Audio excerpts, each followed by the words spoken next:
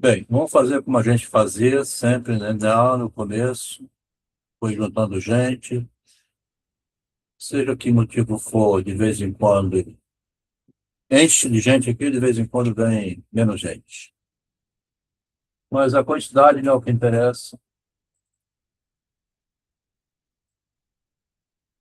Quando não tiver ninguém, eu vou fazer sozinho para deixar gravado. São experiências de linguagem que eu venho fazendo na pesquisa em Machado de Assis, né? O advogado Ricardo permanentemente aproveita no que pode aproveitar, sempre está presente, pelo que eu agradeço, tá? O acaso é um escândalo pelo seguinte, né? Por ser impensável o acaso, né? É um escândalo ver alguém subitamente ganhar o bilhete premiado. Parece que não é merecedor, né? A pessoa ganha 100 milhões de reais, coisa que o Silvio Santos não conseguiu, sei lá. Não sei qual é a fortuna do Silvio Santos, não, mas é raro quem consegue um bilhete premiado. Então, o acaso é um escândalo porque deixa todo mundo de cabelo em pé, né?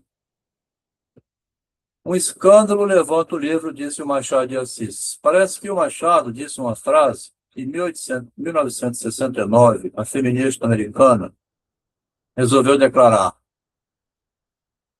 qual é político? Quando ela disse que o pessoal é político, boa noite, Rosvitor. Quando o Machado disse, quando em 1969, a Carol, eu acho que é a Carol, ela disse que o pessoal é político, ou seja, a vida privada é política, então, né? O Machado tinha dito isso mais de 100 anos antes, quando escreveu que o escândalo levanta o livro. Então, quando a gente vê num show, né, assim, de denúncias para escandalizar a sociedade sobre a vida íntima do lar, nós estamos vendo o Machado de Assis que disse, ó, que o leitor me não condene sem remissão nem agravo. Sei que o papel que eu fazia não era bonito, mas lá vão 27 anos. Eu confio no tempo, que é o insigne alquimista. Dá-se-lhe um punhado de lodo. Ele o restitui em diamantes. Quando não restitui em cascalho, transforma o lodo em cascalho. Assim é que, se um homem do Estado escrever e publicar as suas memórias, tão sem escrúpulo, que lhes não falte nada, nem confidências pessoais, nem segredo do governo, nem até amores, e amores particularíssimos e inconfessáveis, verá que o escândalo levanta o livro, né? Então, ele observa que o Machado tem uma estratégia de esconder lá no meio. Ele vai progredindo até chegar onde ele quer, e quando ele chega onde ele quer, aí ele joga a frase, tá? É bem feminino isso, né? Quando, em algum momento que a mulher está interessada, ela joga o flerte, né? E se ela não tiver interesse, o homem pode fazer o inferno, não consegue nada. Se ela tiver aberta a alguma coisa, há um acontecimento. Senão, não há nada. Tá?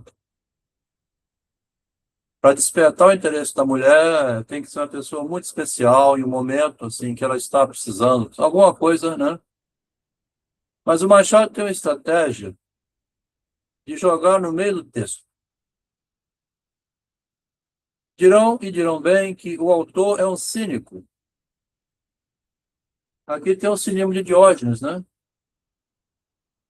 Porque esse texto é logo depois do Memórias Póstumas, quando ele introduz o Diógenes na literatura.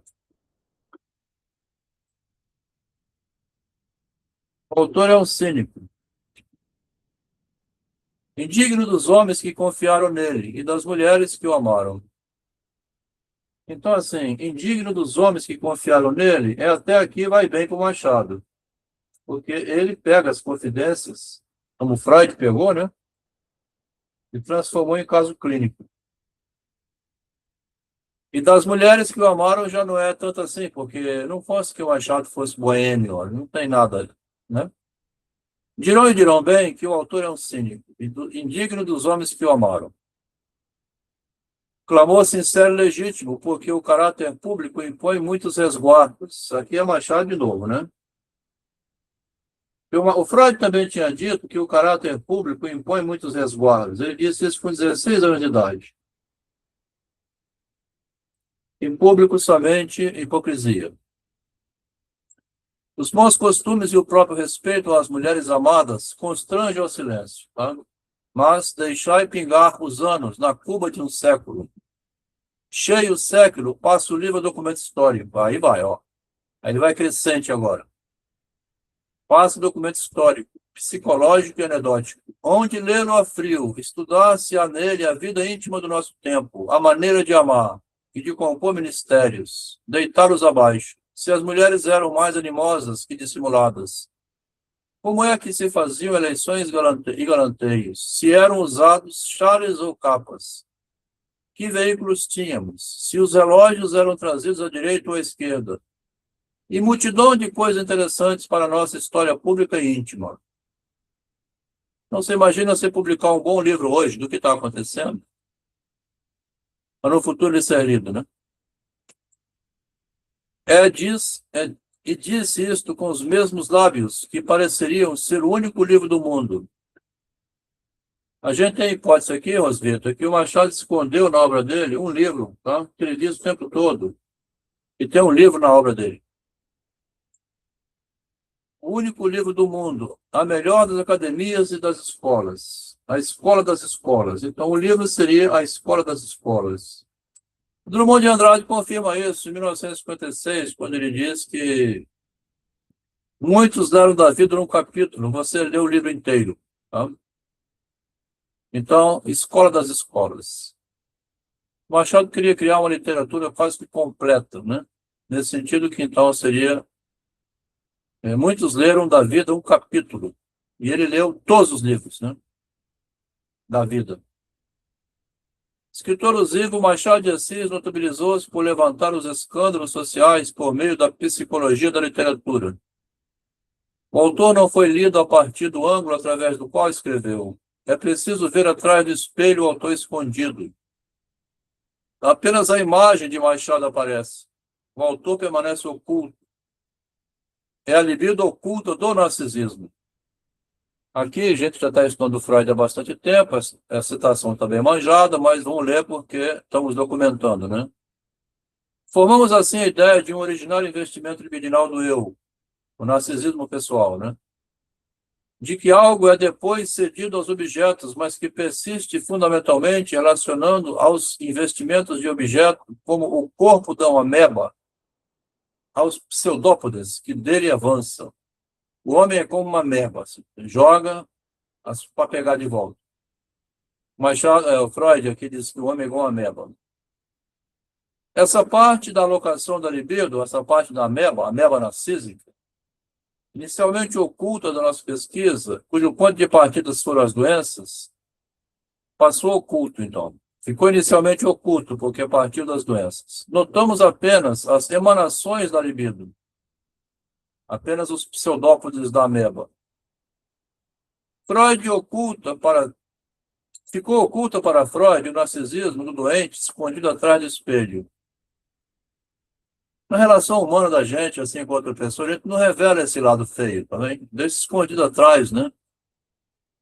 Machado foi uma ameba narcísica cujos pseudópodes estão nas mãos do leitor. Então Machado jogou, segura aí, leitor, meu livro, e escreveu: ao verme que primeiro roeu as frias carnes do meu cadáver, dedico como saudosa lembrança estas memórias póstumas. Verme leitor, saboreie neste livro as frias carnes do meu cadáver. Então, o texto aqui tem apenas uma página. É um texto meio provocativo para fazer pensar. Como que alguém passa uma cartinha. Depois você descobre e pegou a cartinha. E se pudesse voltar no tempo, não teria pego. Ou, se não pegasse essa cartinha, ia pegar outra, né? Tá? Minha mãe, com 8 filhos, meu pai, um homem extremamente dedicado, fez tudo pela família. Tá? Mas ela falava mal dele. Ele não me valorizava, ele não, nunca deu flores, nunca levou para Paris. A mulher nunca está satisfeita também. Enquanto que o homem, ele é aquele bicho grosso e rude, né? Fica ali em volta da mulher e da família. Seja como for, eu achei que minha mãe tivesse extremamente feliz com aquele marido que ela teve, também não estava bom.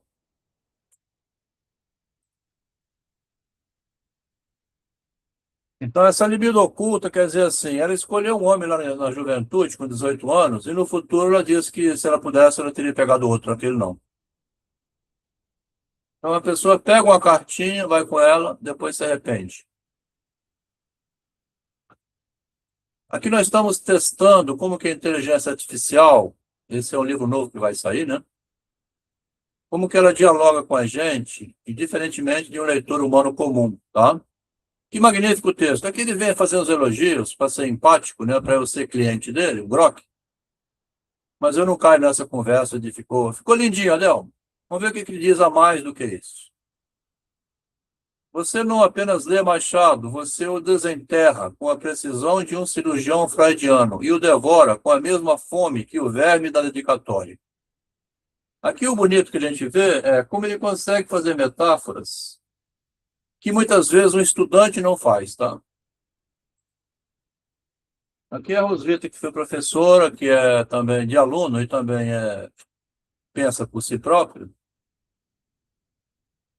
pode fazer esse pensamento interno, assim, como é que um computador, né, uma máquina, você, Adelmo, desenterra com a precisão de um cirurgião freudiano, devora com a mesma fome que o verme que devorou da dedicatória do Machado. Vê que metáfora. O acaso é um escândalo, é a frase que eu pus, ele aproveita e diz, a frase cai como uma pedra num poço do silêncio, porque o acaso, para Brás Cubas e para Machado, que se esconde atrás de Brás Cubas, não é mero acaso, é a irrupção do impensável no tecido bem arranjado, ajambrado da hipocrisia social.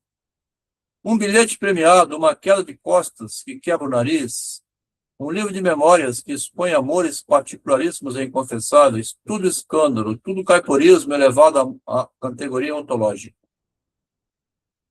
Você acertou em cheio ao trazer o trecho de eterno, aquele que o narrador confia no tempo como alquimista que transforma tudo em lodo em diamantes, e colá-lo sem costura visível ao cadáver vivo de Brás Cubas. São 27 anos que separam o escândalo da absolvição histórica. Então, 27 anos separou o escândalo, né, quando publicou o livro, que não foi publicado, como ele diz, ou se foi de modo alusivo. Passou 27 anos, o livro, que seria um escândalo, foi absolvido pela história. Lá no futuro, lê com interesse, como ele diz lá em cima, né? Mas o que você faz é mais radical. Mostra que o verdadeiro escândalo não está no livro, mas no ato de escrever o livro. O autor não se limita a expor, ele expõe como Narciso, que se esconde atrás do espelho. Apenas a imagem de Machado aparece e o autor permanece oculto. Isso que eu escrevi lá na convocatória do MIT, né? Aparece apenas a imagem do Machado e ele mesmo, o autor, fica escondido. Ele deixou a mensagem, sumiu e morreu. Aqui a sua leitura está na brilhante. Você pega Freud, o investimento libidinal originário do eu, a ameba que estende pseudópodes sem jamais deixar de ser ela mesma, e o transforma em chave pura, em chave para a autoficção machadiana. Machado é exatamente essa ameba narcísica. Tá? É o homem que estendeu o braço dele lá do cemitério e deixou na sua mão um livro.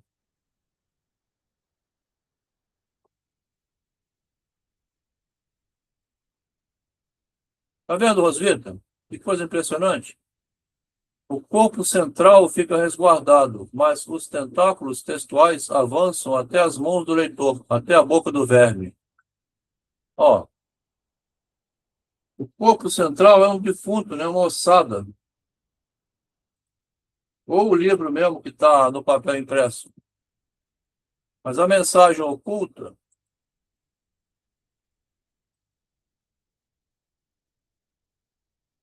os tentáculos textuais avançam até as mãos do leitor. A boca do verme, que chamou o verme, o leitor de um verme que come o livro dele quando lê.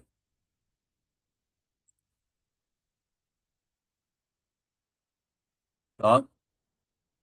E então você fecha o círculo com maestria absoluta. Verme leitor, saborei neste livro as frias carnes do meu cadáver.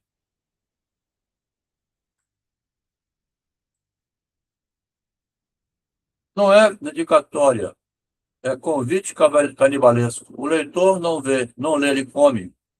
Ao comer, realiza o desejo narcísico do autor, ser devorado, ser incorporado, ser eternizado na digestão alheia. Tá? Quer dizer, ser eternizado na digestão alheia. Posso dizer com francas palavras que eu não consigo escrever tão bem assim. Eu acho bonito. Apesar de que é mecânico, né? Quando a gente vê uma escrita mecânica assim, toda certinha, politicamente correto demais, parece artigo do jornal Folha de São Paulo, o UOL, sei lá, é um artigo, é uma leitura oficial, né? O livro vira Eucaristia invertida, não corpo de Cristo, mas carne fria de Brás Cubas. Você vê que ele está montando o texto, né? Trazendo Cristo. É criativo, mas é uma montagem, né? Oferecida sem ilusão de santidade. Você conseguiu o que poucos conseguem, Adelmo. Parabéns, Adelmo. Ler Machado a partir do ângulo em que ele escreveu, não o ângulo moralista, nem o psicológico, nem o puramente irônico, o ângulo libidinal, o ângulo de espelho. No meio do texto está certo algumas coisas, porque quando diz ângulo libidinal, quer dizer, é o prazer de escrever, né? É quase que um orgasmo. Tá? Ser criativo na linguagem propiciona um ângulo libidinal, o que o Freud dizia, libido de objeto. O ângulo do espelho é como se estivesse fazendo sexo com as palavras, né?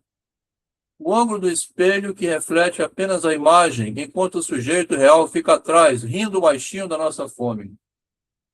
Por isso o acaso é escândalo.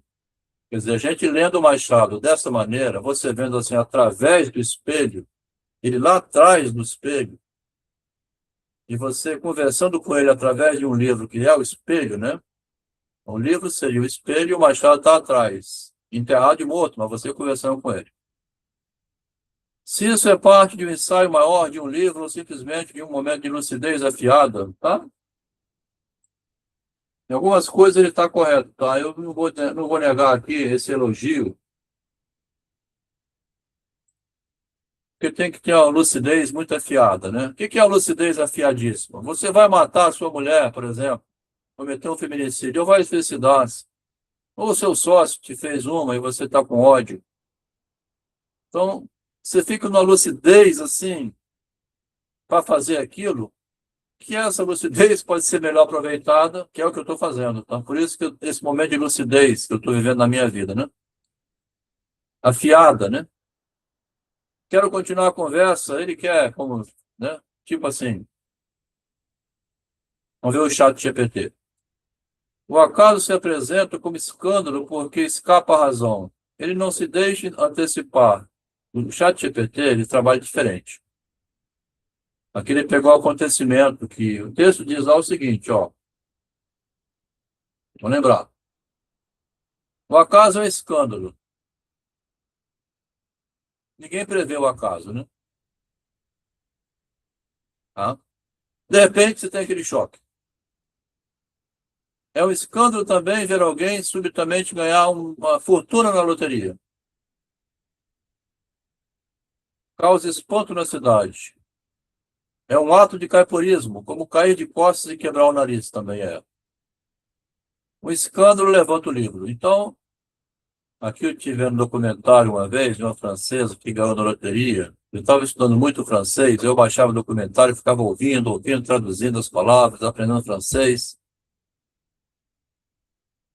Peguei um documentário que foram localizar uma mulher que tinha ganhado na loteria, mas não ia buscar o bilhete, tinha uns 4 anos já. A reportagem conseguiu que ela concedesse uma entrevista, e ela chamou umas amigas, montou o cenário todo, né? O repórter pergunta, porque ela queria montar um cenário também para dizer isso, por que que ela não queria o presente. Aí ela, lá com as amigas, ela fala assim, olha, se eu pegasse aquela fortuna,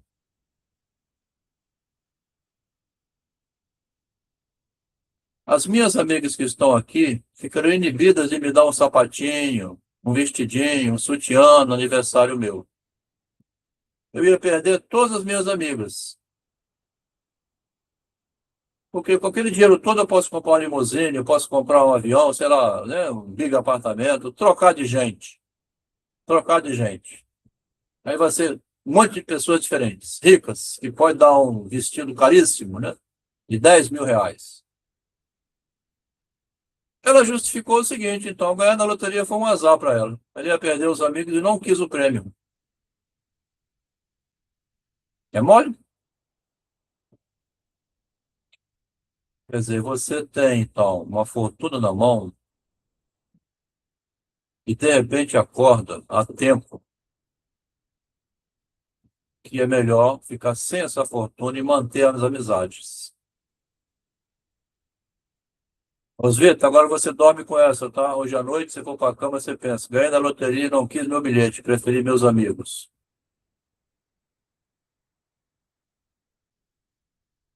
Não, tá tudo bem. Bem tranquilo. Você ia fazer o que se você ganhasse na loteria? Você ia embora do Sul, ia morar em Paris? Eu acho que eu ia para um lugar mais distante. Uhum. Adeus, amigos atuais. Como? Adeus, amigos atuais. Ia É, né? procurar. Tinha que dar É? um, tinha que dar um giro bem grande. Entendi. Mas eu achei engraçado que uma moça da França, ela preferia os amigos, tá?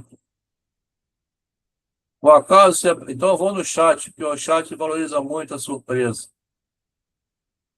O acaso se apresenta como escândalo porque escapa à razão. Ele não se deixa antecipar, nem organizar pela lógica que o sujeito acredita dominar, tá? Você pensa que domina uma lógica. De repente,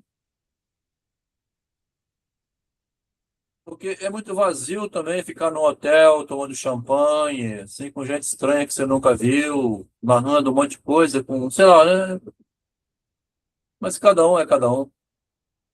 Por isso, causa espanto alguém subitamente tornar-se milionário com bilhete premiado. Outro, por um movimento banal, cai e quebra o nariz. Esses acontecimentos não apenas surpreendem, eles ferem a expectativa de ordem.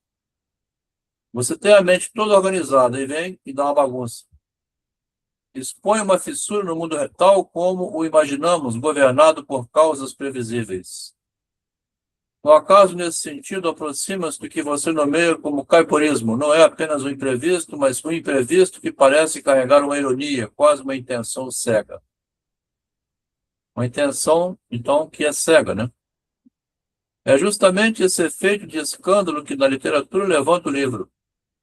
Machado de Assis compreendeu isso com precisão. Ao expor aquilo que deveria permanecer oculto, as confidências, os segredos, os amores inconfessáveis, ele produz no presente indignação. O leitor reage moralmente, acusa e condena.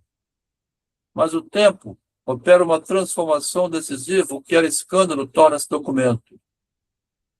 O que era intolerável converte-se em objeto de estudo. Tá? Isso que é interessante, ó. Aquilo que era escândalo, a psicologia vai estudar como documento psicológico. O que era intolerável vira um objeto de pesquisa da psicologia. O lodo, né, aquele lixo, se transmuta, se não em diamante, ao menos num cascalho, útil à história. Esse deslocamento revela algo fundamental. O escândalo não reside apenas no conteúdo revelado, mas na proximidade temporal com o sujeito que julga. Aqui ele modificou o que disse o Grock. O Grock ficou no conteúdo e na coragem de publicar, mas aqui ele fala que não. Ele fala que no conteúdo e na proximidade temporal. Quer dizer, naquele tempo, né? Publicar o escândalo hoje. E não guardar o livro para alguém no futuro publicar, como muita gente faz. Igual os Diários de Sofia Tolstói. Saíram agora em 2020, né? 120 anos depois. Ela escreveu, deixou no baú, até que finalmente alguém achou e publicou. É um escândalo o Diário da Sofia Tolstói. Então não é o conteúdo revelado, mas a coragem de publicar naquele momento. O sujeito que julga. Quando o tempo intervém, a moral se arrefece e o olhar torna-se analítico. Ok, Juliana. Quando o tempo intervém, a moral arrefece e o olhar se torna analítico.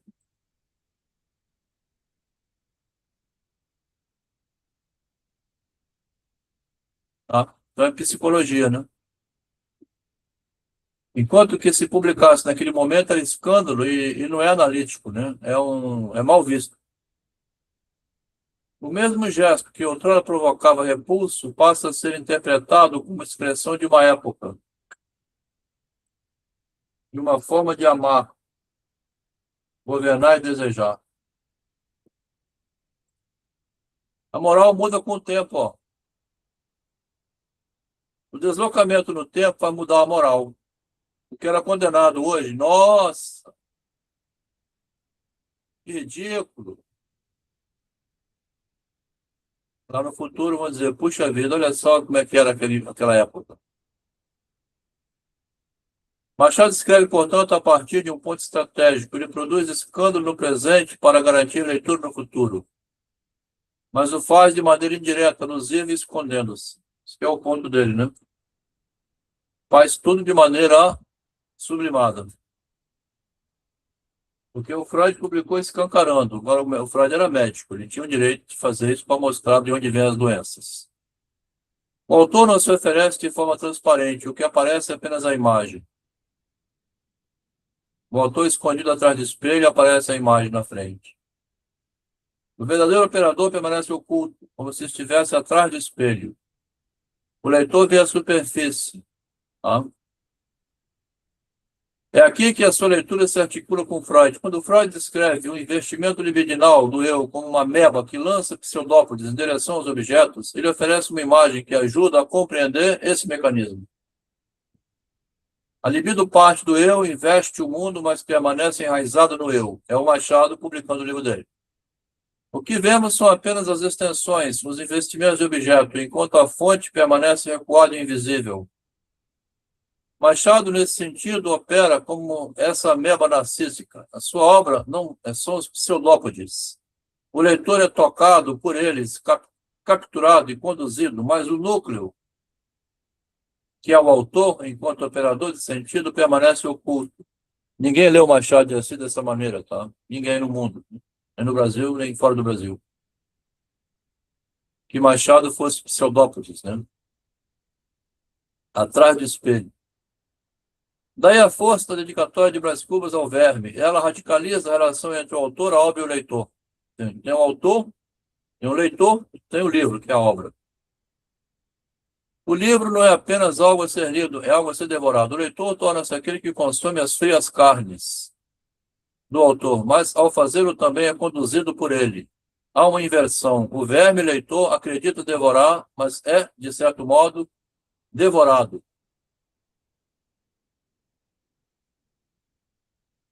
É interessante porque essa inversão aqui, tá? Quando você pensa que está dominando, você está sendo dominado. O escândalo do acaso, justamente igual ao Drummond de Andrade e o Guimarães Rosa. e pensaram que estava falando mal falaram mal do Machado e quebraram a cara. Tá? Estavam devorando o Machado e, na verdade, foram devorados.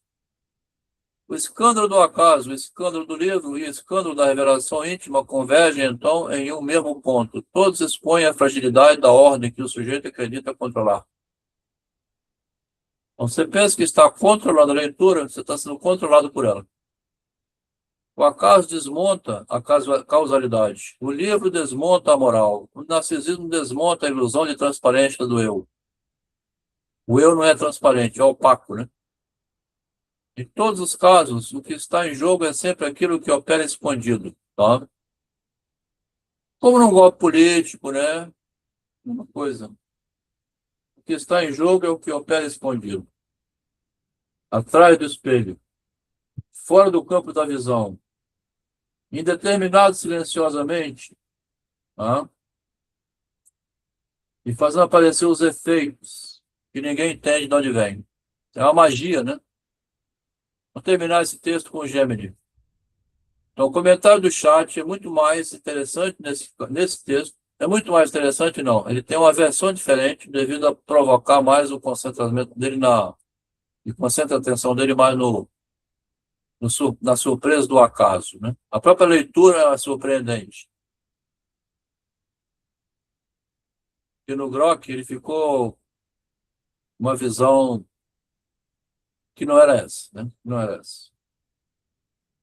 Vamos no Gemini agora. O Gemini é mais institucional.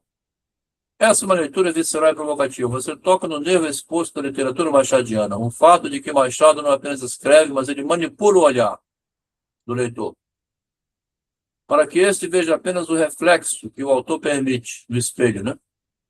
A analogia com a meba freudiana é cirúrgica.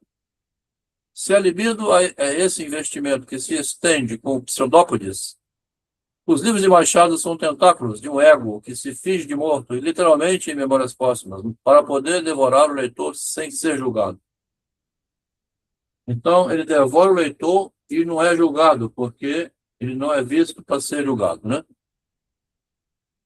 O leitor fica lá discutindo se o capítulo traiu o Bentinho, e quem traiu o leitor foi Machado, lá atrás do espelho. Deixa aqueles idiotas discutindo. Primeiro, o escândalo e a alquimia do cinismo.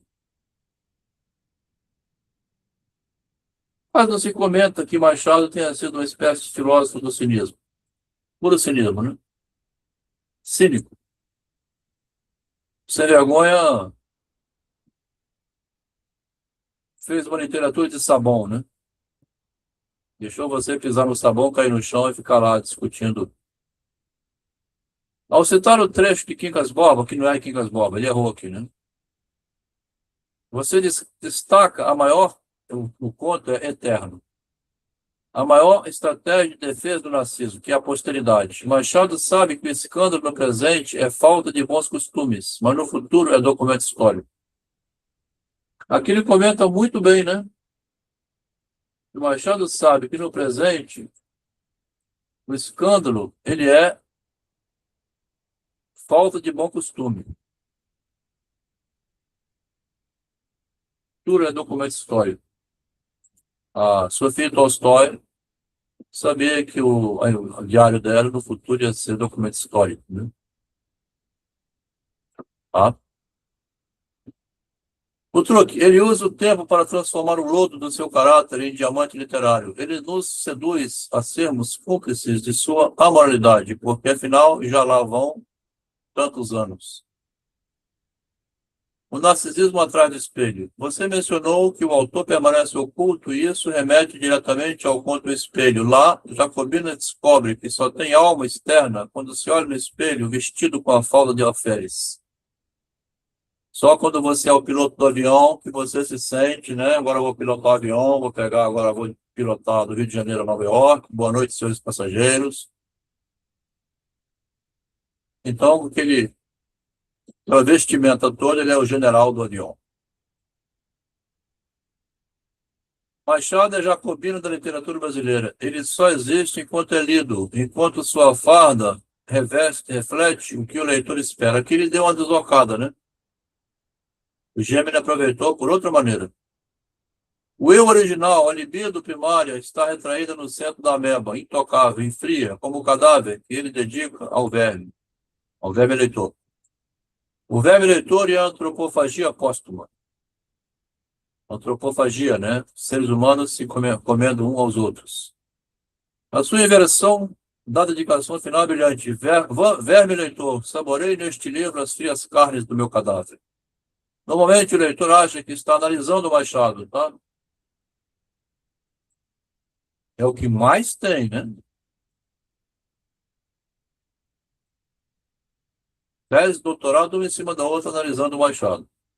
Na verdade, Machado é quem está analisando ou alimentando o leitor com sua própria carne decomposta, seus vícios, suas misérias sociais, seu caiporismo. Ao ler, nós nos tornamos pseudópodes dele, é isso, ó. Quando você pensa que está analisando o Machado, você é a pontinha de uma ameba. Nós damos movimento às ideias que ele, em sua paralisia narcísica e póstuma, não pode mais executar. O narcisismo do doente. Você aponta que Freud não viu o narcisismo do doente escondido atrás do espelho. Fantástico isso aqui, né? Ele capturou aqui, ó. Ele escreveu muito interessante. E no texto proposto não tinha essa frase, né?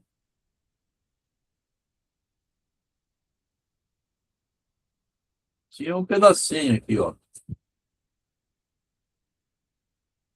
Se você for ver, a inteligência artificial ela é habilidosa em pegar um fragmentozinho desse e desenvolver. O narcisismo do leitor é aquele sujeito escondido atrás do espelho.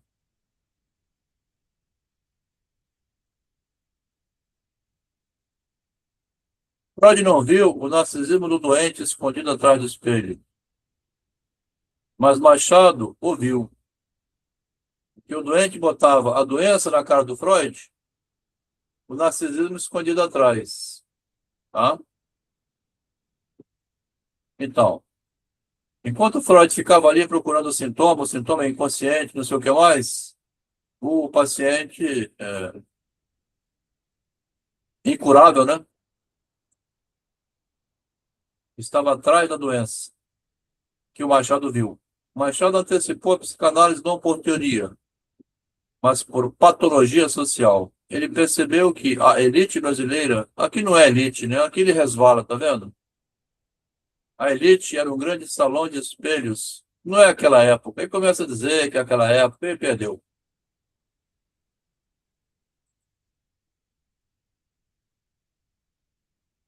Agora vamos esperar alguns os colegas que estão pacientemente hoje aqui, né? Nossos voluntários.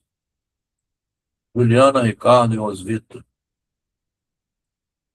Está dando para acompanhar a leitura?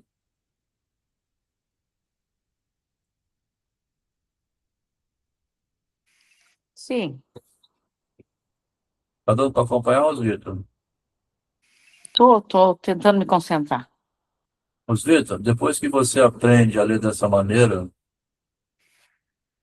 a leitura ou a vida em geral, ela fica melancólica ou depressiva ou sem graça, porque tira a roupa, Uhum.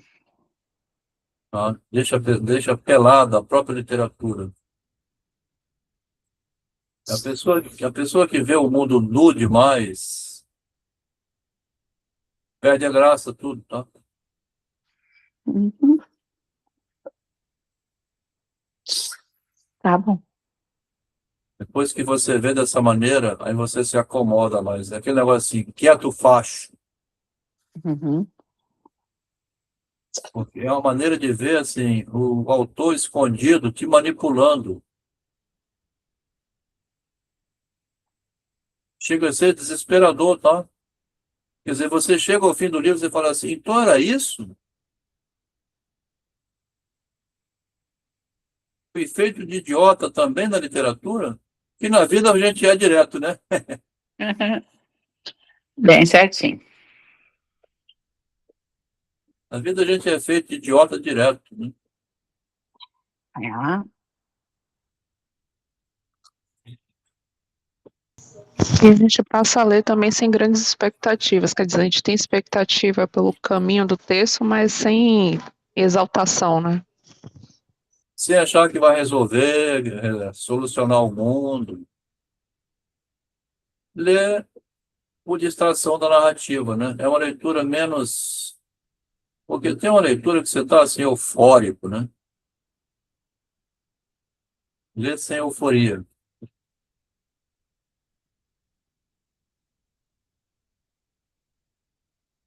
Aqui eu vou pular, esse texto eu vou deixar para outro dia, e vou ler agora um texto do caiporismo, tá? Para encerrar hoje.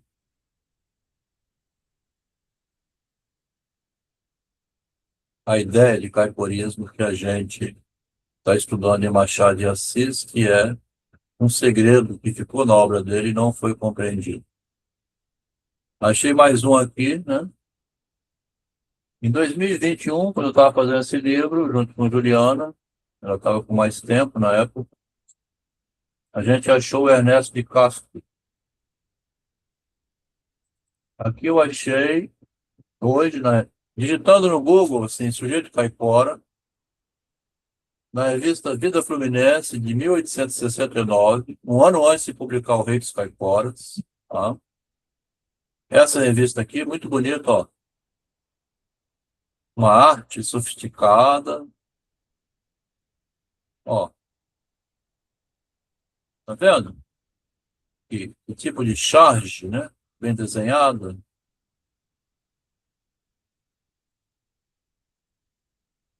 O actual Palácio do Supremo do Lopes.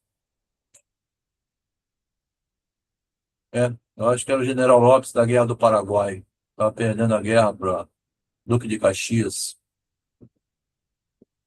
Então é uma revistinha que narra a vida fluminense. E nós vamos ler aqui apenas uma página. Olha o cavalo. Um cavalo montado a cavalo no outro. Um cavalo andando na corda bamba. Um cavalo plantando bananeira. Um cavalo que parecia o burro falante lá do. Olha o burro falante aqui, o futuro burro falante. Só essa imagem aqui, Ricardo, você que está estudando desenho, aqui, ó. Lá do Monteiro Lobato. O burro inteligente. O burro carregando cadeira para o outro. Sentado.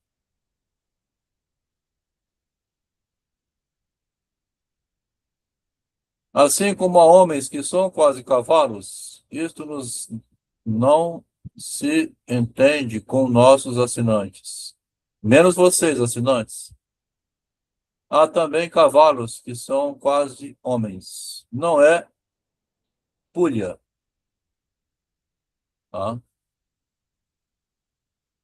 Ginásio dramático, Alcazar, Fênix dramática.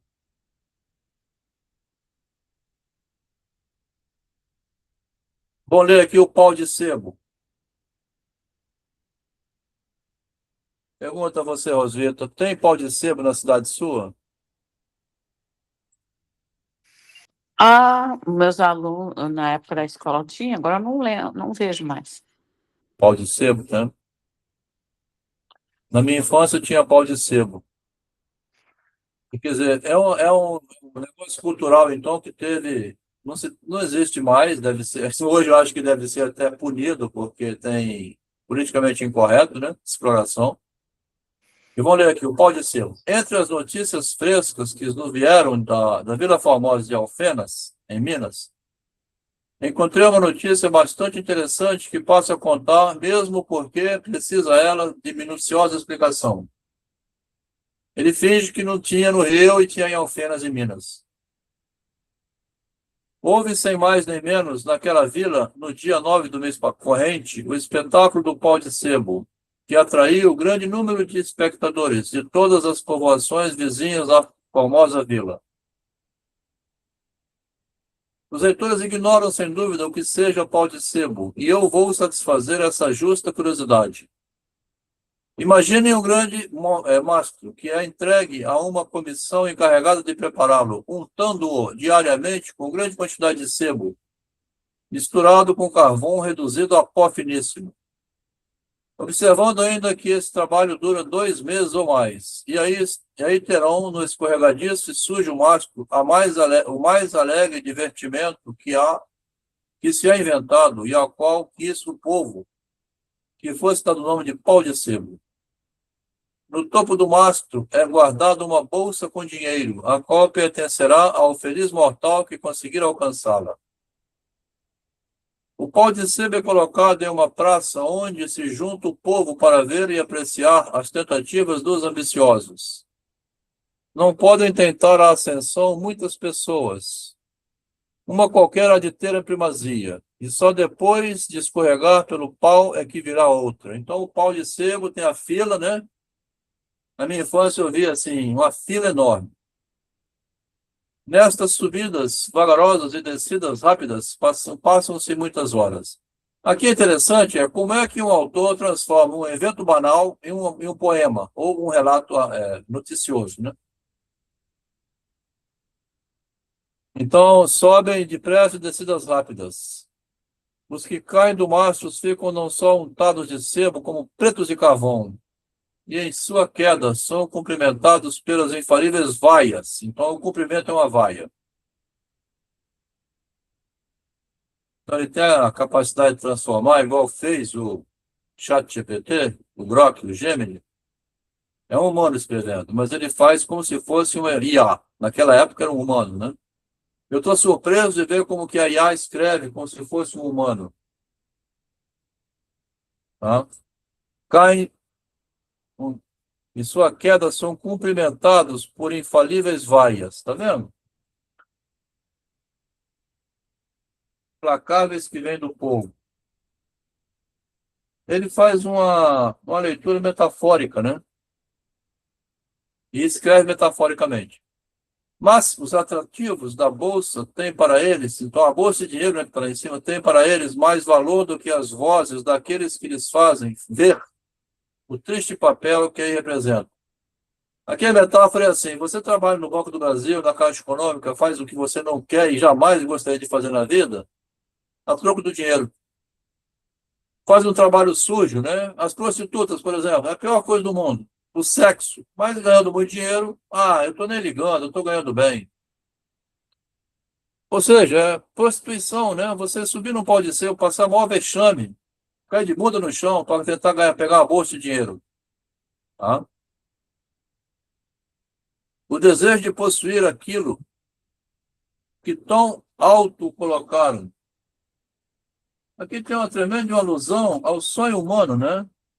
Possuir aquilo que tão alto colocaram, né? O dinheiro, a fama, o poder, a glória. Você vai ficar famoso lá em cima, lindo com muito dinheiro. Atiram-se de novo ao mastro, cobrindo-se de terra, para se sujar de terra para não escorregar.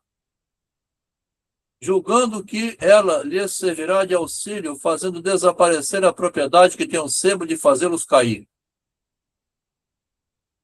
As tentativas ainda se prolongam, só depois de ter saído grande parte do sebo. Então, o sebo vai saindo do pau, né? É que a felicidade abre os braços a algum dos cebosos cidadãos. Aqui já emenda para dizer que o cidadão é ceboso. Cidadão cheio de sebo, que afinal alcança a bolsa no meio de aplausos de toda a multidão. Agora ele vai sair para o caiporismo.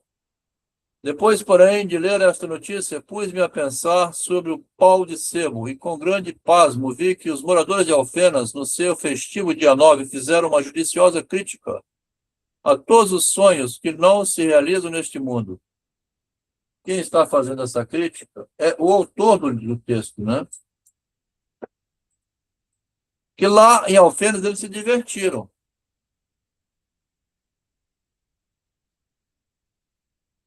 Se a gente ligar isso com aquele texto acima, é como assim, um escândalo, né? Uma coisa horrorosa. Os seres humanos ali, igual porcos, sujos, tentando conseguir dinheiro.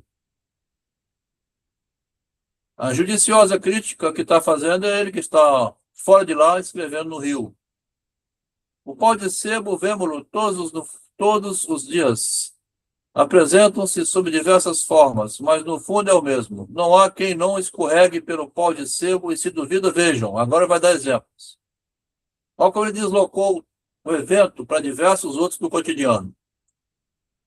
Um homem de pouco talento, mas de muita ambição, deseja ser eleito deputado. Dirige-se aos eleitores, pede seus votos. Eles prometem. Notem que aqui já, quando promete, né? Na promessa, então, tem o quê? Aqui já está o homem seguro no pau de sebo, segurando a promessa. Você promete que volta mesmo? Eu prometo. Então você vai segurando o pau de sebo. Aproxima-se o dia da eleição. O homem vai subindo. Na promessa, né? Vou ganhar, vou ganhar. Votam.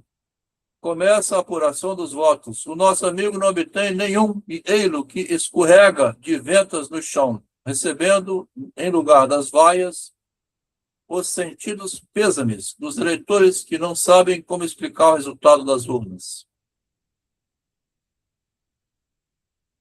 Outro apaixona-se por uma filha de banqueiro rico, faz o cálculo da fortuna do futuro sogro e prepara seus castelos.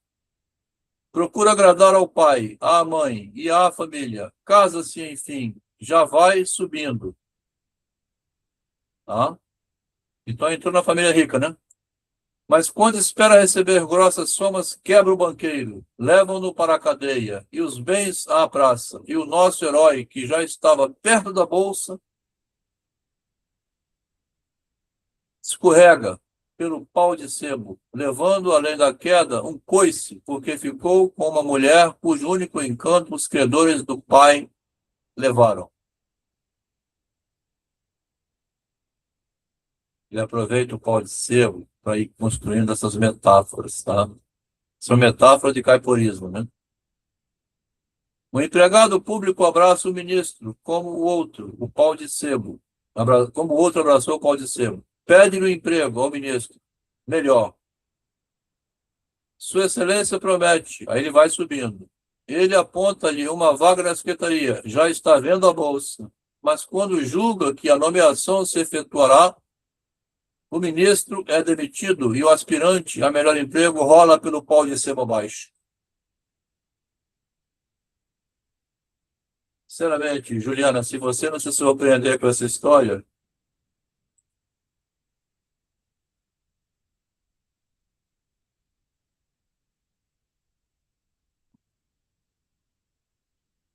o empregado público abraça o ministro. Ó. Essa foi demais, né?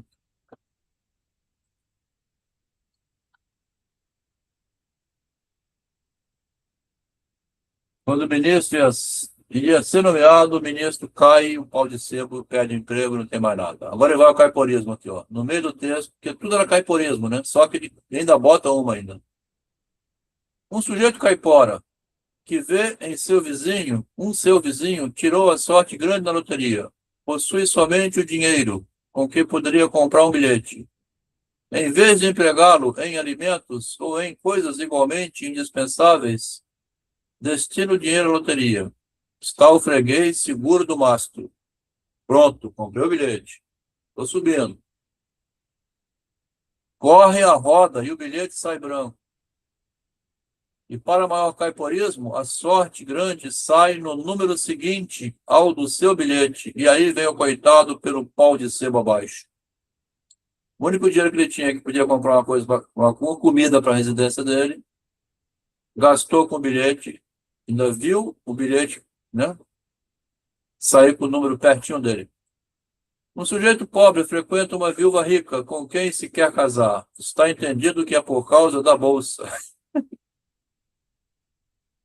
Aqui o leitor, o autor, né, é bem...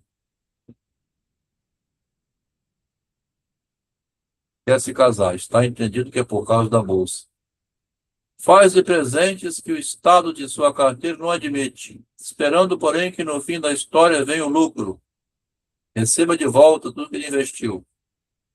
Gasta tudo que tem. E quando faz seu formal pedido é recusado e tocado de casa para fora, porque lá ignoravam que suas tensões eram essas. E agora ele não é tão perto da bolsa se julgava que sua mão quase a tocava. Eis que escorrega pelo pau de sebo e vem até o chão, sujo, pobre e cansado.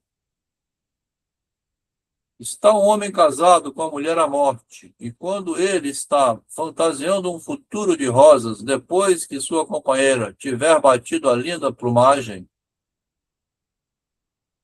vem o médico que a desenganara, com esperanças de pronto restabelecimento, e logo em seguida aparecem melhoras importantes. Então ele, que já se via livre do grande esfadonho peso, que é a mulher dele, vê que tudo era ilusão e que o restabelecimento de saúde de sua metade rola do pão de queijo, do pão de sebo.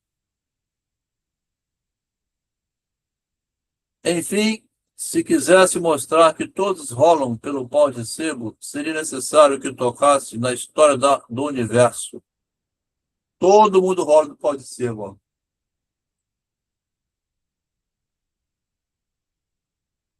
Osito, você me falou hoje no privado lá de uma decepção, uma dificuldade.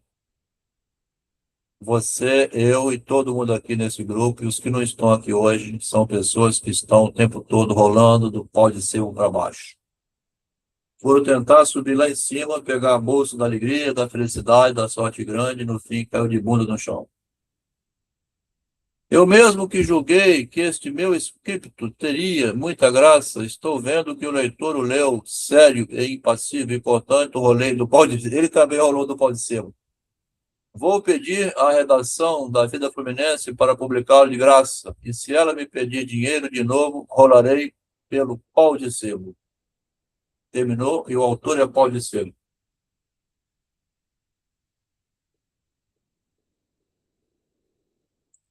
É um conto de uma página, ó. Saiu na Revista Fluminense de 1869.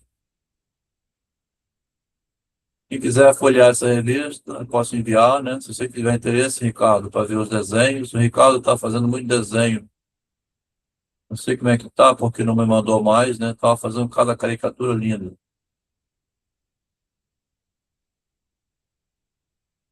Aqui são 9 horas, hoje eu vou ficar por aqui, tá? Hoje eu pensei que não fosse ter, porque eu fiz um tratamento aqui no olho, tive que tomar uma injeção para limpar duto lacrimal que estava sujo, muita secreção lacrimal no olho. Até isso existe. O médico dermatologista não é médico de olho, hein? Olha só o pau de sebo aí. Denis Ottoni é médico da pele. Rapaz, esse lacrimejamento todo aí, às vezes os olhos chorando, assim, saindo lágrimas, né? Pede para dar uma olhada nesse duto lacrimal. Fui na doutora Rosa, ela olhou, falou assim, não, tá limpinho. Mas se ele pedir, vamos olhar por dentro. Tudo entupido. Duto lacrimal é aquele negócio quando você chora ou tem a conexão direta do olho com a boca. Você sente o sal, assim, da lágrima na boca. Tá ligado pelo nariz, meleca, assim, as secreções de gripe. Então, eu devia estar há muito tempo com esse duto lacrimal sujo e para poder enfiar uma linha, né, por ele, para chegar até embaixo e desobstruir. Quando ela limpou, deu um alívio enorme, impressionante. Eu senti assim, aquela pressão interna sumiu. Estou narrando aqui um episódio interessante, porque ela falou assim: tá sentindo o gostinho do salgadinho, do soro? Tô. Foi quando o soro caiu da lágrima para a boca, através de um fio que ela passou. Mas para passar esse fio por dentro do duto lacrimal, tem que enfiar uma agulha aqui no olho, tá? Anestesia essa região. Então, com isso, saiu uma pressão intraocular, porque o líquido não descia por onde tinha que descer. É um caminho que tem para tirar o esgoto, né? A urina, o xixi. O xixi do olho desce pelo duto lacrimal. Então, hoje foi meio cansativo, vou ficar por aqui, 1 hora só hoje, tá? Obrigado por quem veio. Roberto, ia comunicar isso, que não ia nem ter um encontro hoje, depois decidi fazer, ficamos 1 hora, lemos 2 textos. E agradeço por quem veio. Obrigado, Rosvita. Obrigado, Ricardo. Obrigado, Juliano. Boa noite, boa noite. Rosvita, aquilo que você me disse, hein, hoje, Ah, do privado, que não vai precisar falar em público, assim, é pau de sebo direto, todo mundo caindo de bunda no chão, não é só você, porque quando acontece uma desgraça na minha vida ou na sua, você vê assim, nossa, ah, mas você vai ver, todo mundo está na mesma merda. sim, eu sei. Vamos lá. Parcerias. Obrigado, viu? Joelma, você Boa hoje que noite. veio, né? Tem tanto tempo que você não aparece. Você veio, eu tinha informado aqui que ia ficar até às 9 hoje, que eu tive um tratamento aqui no olho, tá meio cansativo. Estou dando a justificativa aqui porque espero que você, por causa disso, não deixe de vir outras vezes. Eu ia fazer de 8 às 9, você chegou agora, tá? Obrigado por ter vindo assim mesmo. E não deixe de comparecer no horário, quando você puder vir no horário, né? Porque a leitura é interessante. Se você quiser, eu te mando depois o link do que foi lido hoje e também os textos, tá bom? Obrigado por ter chegado. Vou encerrar a gravação.